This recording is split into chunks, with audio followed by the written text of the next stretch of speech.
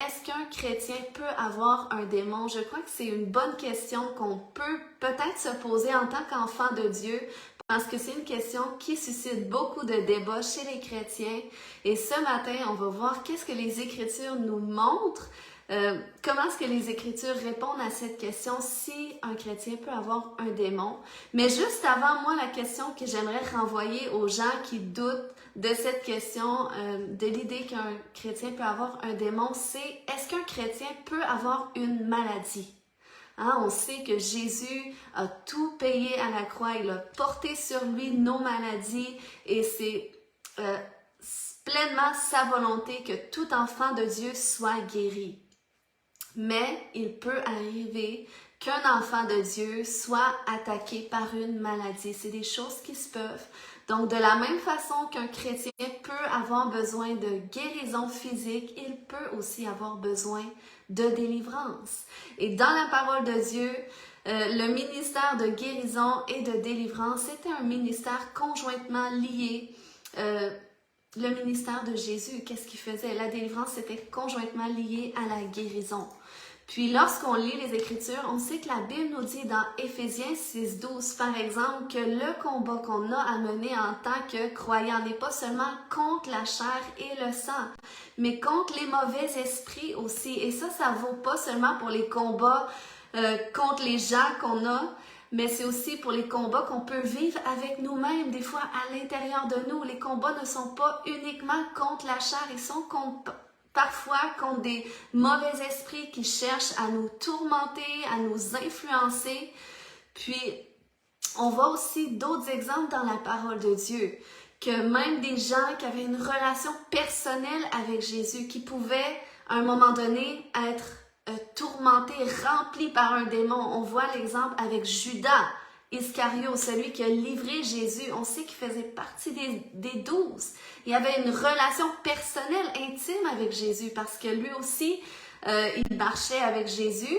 Mais la Bible nous dit qu'à un certain moment donné, dans Luc 22:3, « Or, Satan entra dans Judas. » Donc, on voit qu'un chrétien né de nouveau peut donner accès au diable. On voit un autre exemple, par exemple, avec Ananias et Saphiras. On sait qu'à un certain moment donné, c'était après que le Saint-Esprit soit descendu sur toute chair. Les gens étaient remplis du Saint-Esprit, les croyants. Mais là, à un moment donné, il s'est passé quelque chose et Ananias et Saphiras ont menti à propos du prix de leur champ qu'ils avaient vendu. Et là, qu'est-ce que l'apôtre Pierre leur a dit dans Actes 5:3? Il a dit, « Ananias, pourquoi Satan a-t-il rempli ton cœur au point que tu mentes au Saint-Esprit et que tu aies retenu une partie du prix du champ? » Donc, c'est deux exemples qui nous montrent que même si on a une relation personnelle avec Jésus, que même si on est rempli du Saint-Esprit, on est baptisé du Saint-Esprit, on peut donner accès au diable et faire en sorte que des mauvais esprits deviennent soit à l'intérieur de nous. Parce que lorsqu'une personne est tourmentée par un esprit, ça peut être à l'intérieur d'elle, dans une partie de son âme. Elle peut être tourmentée par un démon qui va exercer un contrôle sur ses agissements, sur ses pensées. Ou il peut arriver qu'en tant qu'enfant de Dieu, on donne accès au diable, mais qui permet justement à des démons de nous influencer dans nos désirs, dans qu'est-ce qu'on fait, nous influencer dans des mauvaises voies. Et pour ça, le Seigneur est venu pour nous délivrer. Jésus est venu dans le monde, pas pour juger le monde, mais pour que le monde soit sauvé par lui. Et le mot « sauver » dans le grec, c'est le mot « sozo » qui signifie racheter, qui signifie guéri de nos maladies, qui signifie délivrer aussi de la puissance du diable. Donc, c'est ce que Jésus est venu faire pour nous. Puis, on peut comparer le besoin de délivrance à si, par exemple, il y a un voleur qui rentre chez toi. Tu peux tout de même demeurer le propriétaire de ta maison, mais ça n'empêche pas qu'un voleur qui peut rentrer et qui peut commencer à faire du ravage, qui peut commencer à déplacer certaines choses, qui peut même s'installer à quelque part jusqu'au temps que tu t'en rendes compte. Donc, sans image, qu'est-ce que c'est le besoin de délivrance? Des fois, on peut donner accès au diable, Puis cette semaine, c'est moi qui vais partager durant ces 3 jours. Je vais parler des différents accès les plus communs qu'on peut donner au mauvais esprit, puis comment être libéré de ça. Parce que c'est pour ça que Jésus est venu sur terre et c'est pour ça que Jésus est mort sur la croix pour qu'on soit pleinement libre des œuvres du diable. Amen. Si tu es d'accord avec moi, écris dans les commentaires « libre ».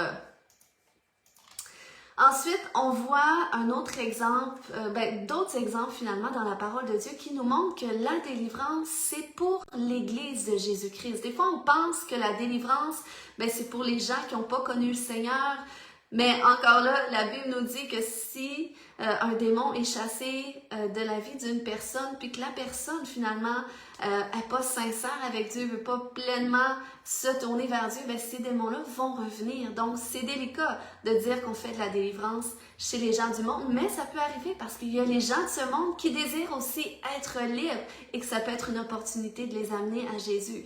Mais sinon, on voit d'autres exemples dans la parole de Dieu, par exemple, lorsque Jésus a fait la première délivrance, ça a été dans une synagogue, dans l'église traditionnelle de l'époque. Et on voit un autre exemple aussi, lorsque il y avait une femme qui est venue vers Jésus qui voulait la délivrance pour sa fille. Et c'était une femme cananéenne. Et Jésus lui a répondu dans Marc 7, 25 à 27, et lui a dit, en d'autres termes, qu'il ne pouvait pas faire la délivrance de sa fille parce que Jésus est venu pour les enfants d'Israël. Donc, il a dit la délivrance, c'est le pain des enfants. Donc, je ne suis pas en mesure d'amener la délivrance à sa fille. Mais qu'est-ce qui est intéressant, c'est que Jésus l'a quand même délivrée parce que cette femme, elle a eu foi en Jésus. Elle désirait tellement la délivrance et elle a aligné sa foi avec Jésus et Jésus a délivré sa fille. Donc, je crois fermement en tant qu'Église de Jésus-Christ, en tant que Vierge sage, nous devons être conscients que les chrétiens autour de nous peuvent avoir besoin de délivrance, peuvent avoir besoin d'une intervention, de la puissance manifeste de Dieu, parce que oui, il y a des chrétiens qui luttent avec des péchés, il y a des chrétiens qui sont dans des cycles répétitifs de problèmes financiers, de problèmes de couple, de problèmes dans leurs relations. Et nous, en tant qu'enfants de Dieu, lorsqu'on est conscient du monde spirituel qui peut se trouver derrière les problèmes de l'humanité, eh bien, c'est là qu'on peut être la réponse pour quelqu'un, c'est là qu'on peut amener la solution dans la vie de quelqu'un et qu'on peut initier la liberté. Puis, il faut savoir aussi que même si on est chrétien, eh bien, même dans nos familles chrétiennes, on retrouve la présence d'iniquité générationnelle. Et on sait que la Bible nous dit que Dieu punit l'iniquité des pères sur les enfants jusqu'à la 3e et à la 4e génération. Donc, c'est pas parce que Dieu veut être méchant, mais c'est juste, ça fait partie de la loi des choses spirituelles. Donc, lorsque des iniquités dans les familles, eh bien, il y a des conséquences qui sont engendrées sur les générations d'après. Et on sait que nous, par exemple, si on regarde au Québec dans les générations, comme si je regarde plus haut que ma génération, je sais qu'il y avait beaucoup la religion catholique qui était fermement ancrée chez les gens. Puis on sait que dans la religion catholique, il y a eu beaucoup d'idolâtrie et l'idolâtrie fait partie de des iniquités qui doivent être brisées, qui engendrent des conséquences. Lorsqu'on se prosterne devant d'autres dieux, lorsqu'on se confie dans une petite médaille de Saint-Ci ou Saint-Ça, Saint-François, eh bien, c'est de l'idolâtrie. Lorsqu'on prie le chapelet, on n'a pas besoin d'un objet pour rentrer en contact avec Dieu. Dieu vient nous rencontrer dans notre cœur comme ça, comme on est. C'est un Dieu personnel, un Dieu de relation, mais quand on place des objets, puis quand on se confie dans des objets pour de la protection, c'est de l'idolâtrie. Donc, ces choses-là ont des répercussions. Puis des fois, aujourd'hui, il y a des gens qui sont malades, qui souffrent de maladies en conséquence aux iniquités des générations avant qui n'ont pas été brisées intentionnellement. C'est pas parce que tu deviens chrétien que automatiquement toutes les malédictions générationnelles sont brisées. Dieu nous amène sur ce chemin pour nous où est-ce qu'on va prendre conscience des réalités du monde spirituel derrière qu'est-ce qu'on vit pour qu'on puisse positionner notre foi, pour qu'on puisse mettre en pratique qu'est-ce que les Écritures disent et s'emparer des promesses de Dieu.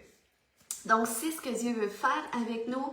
Rapidement, quelques symptômes qui peuvent dénoter le besoin de délivrance chez des chrétiens. Ça peut être des comportements excessifs. Hein? On sait que la Bible nous exhorte à marcher selon l'esprit et non selon la chair. Donc, on connaît, selon les Écritures, le barème dans lequel devraient se trouver nos comportements. Ça change pas que on peut pas chasser notre chair, donc c'est normal qu'on n'est pas parfait, puis qu'on a des points faibles, qu'on a des choses à travailler. Mais lorsque tu as vraiment des comportements excessifs, colère excessive, agressivité, puis tu essaies de t'en débarrasser, mais tu n'es pas capable, c'est plus fort que toi, c'est un combat dans tes pensées, eh bien, ça peut être le signe que tu as besoin de délivrance. C'est un symptôme. Ensuite, si tu as de l'anxiété, de la dépression, c'est pas normal qu'un enfant de Dieu soit dépressif.